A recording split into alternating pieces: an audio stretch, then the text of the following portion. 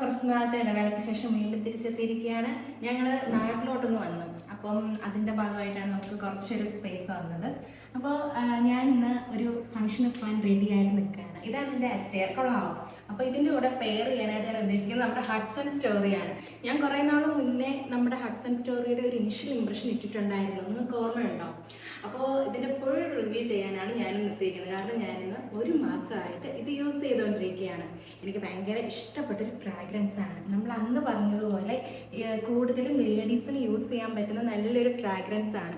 കാരണം നല്ലൊരു Frooti, floral, അതിൻ്റെ കൂടെ തന്നെ മസ്ക്, ലെതർ, വുഡി, അതിൻ്റെയൊക്കെ ഒരു കോമ്പിനേഷൻ അമേസിങ് ഫ്രാഗ്രൻസ് ആണ് ഇതിന് വരുന്നത്. അപ്പോൾ ഇത് ഞാൻ ഉപയോഗിച്ചു നമുക്കൊരു 8 hours ഒക്കെ ഇത് ലാസ്റ്റ് ചെയ്യുന്നുണ്ട്.